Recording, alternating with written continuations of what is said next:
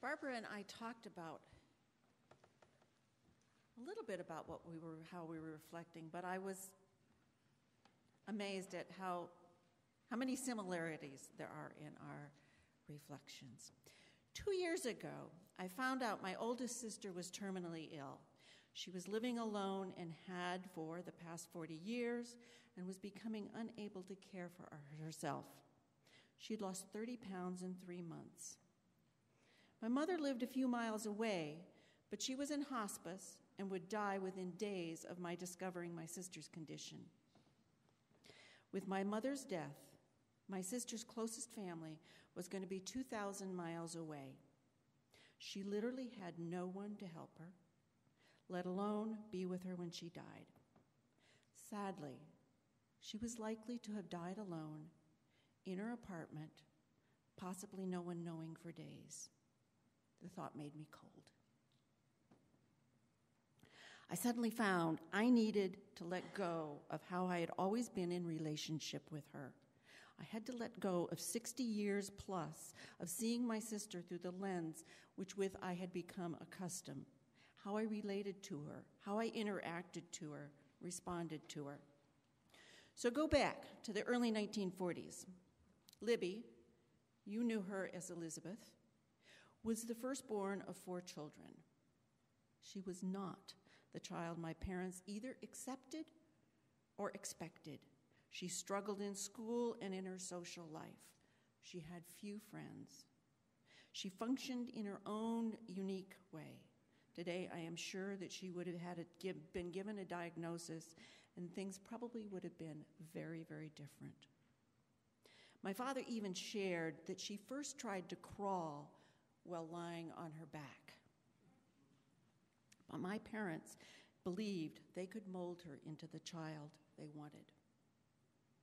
As I said, she wasn't athletic, she wasn't musical or academic, all qualities strongly valued in our home. She could be quite obsessive and didn't understand boundaries. She is certainly what we would now call special needs, but that wasn't what my parents had planned for their child. I remember in a couple of summers going along with my dad and Libby so she could be tutored in Latin. We all know we all need Latin to get through life. We'll never know what her potential could have been because she wasn't given a chance to find it. She wasn't nurtured or encouraged. Quite the opposite, my parents were ashamed of her and obviously disappointed with her. She was excluded in so many ways. My sisters, I have 2 other sisters, and I saw my parents irritated and frustrated with her. And as children often do, we learned to follow their lead. Libby became someone to put up with, someone who was a chore to be with. We didn't include her. And somehow, Libby fell through all the cracks that should have caught her. And maybe it was partly the time, the ages, but even the school missed out on identifying her special needs. After high school, wanting to get as far away as I possibly could, I moved 2,500 miles away and only had contact with her through occasional letters, she was a letter writer, and my infrequent trips home to visit my parents. My 2 other sisters and I have talked greatly about this, and they share similar memories and feelings. We all moved away, not only geographically, but emotionally. Not proud of it, none of us are, quite the opposite. But we know we can't change history. It is what it is. So now go back to the 2 years ago I started with. Found out my sister was sick. Something happened, shifted, when I realized how ill Libby was, how unable to cope with things, how alone she was. I don't know entirely what made me let go of 60-year relationship with her, but at that moment I did. Things had to change. So after not a whole lot of thinking, some very fast planning, I offered to bring her from Michigan to Arizona to live with me.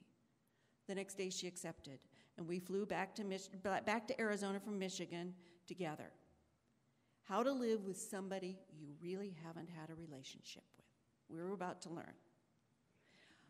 I changed how I was with her. I let go of so many, so well-learned responses to her, and in turn, she relaxed and welcomed the new environment. We were kind of like a new little family. I had to really see her, hear her, truly be with her, not just next to her. And it wasn't always successful. It's pretty easy to fall back on the old habits. But letting go of the long-carried belief of who she was, that belief that I could not have a close, loving relationship with her, through that I discovered someone I thought I had known all my life. I was only just beginning to get to know her. And then there's another part of the story. As long as we're talking about letting go, here's my sister, not a person well adapted to change, and yet for her, everything was changing. Libby had never left Ann Arbor, except for when we went on trips as a family when we were children. She had never been on a plane before. She had never lived in a house with a television. My father thought TV was evil. She had a rotary dial phone with cords attached to the base and the handset. No internet, computer. She still wrote letters, and each month balanced her bank statement with paper and pencil. Long columns, no calculator, to the last penny. She knew her local bus schedule down to the minute in the town where she had grown up and lived for 70 years. She had lived alone for 40 of those years after my parents found her an apartment, moved her out of their home, our family home. She and I had not had a fuzzy relationship, and how we would be together was the real unknown. But she was willing to let go of just about everything she knew. She took a leap of faith across 2,500 miles. Libby knew she was dying and seemed to be facing her mortality with amazing grace. It seemed her biggest fear was giving up control. She was so afraid of pain meds clouding her, knocking her out. She kept saying, "Don't give me any, don't give me any. I don't want to be out of it." But she didn't seem to be afraid of death itself. She was willing to give up almost everything that was familiar to her. To me, that's just the leap of faith, the leap of trust. Not pushing against or holding much onto much at all. So together, we let go of an old relationship and tried to learn new ways. One of the best gifts that life has given me is the short time we spent together, giving me a chance to get to know her in new ways, a chance to show her love and acceptance, letting go of my old habits with her, seeing her in a new light and honoring the worth of her. I think that's our first principle. It is this relationship thing that will make a difference in our lives. If we don't take care of them, then we won't have lived fully. Last week, Reverend Andy talked about the Taoist idea of being humble like water, letting the water flow as it will, versus trying to divert it and fighting its natural flow. As he said, water is also very strong. I think my parents' relationship with my sister was much like building a dam to divert the water, to divert who my sister was. My other sisters and I certainly added our fair share of rocks to the dam. But what if Libby's family had let her flow like water, and had not tried to redirect her?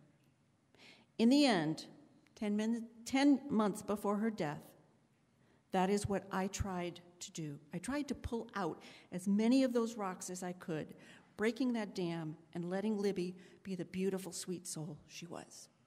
Thanks, Libby.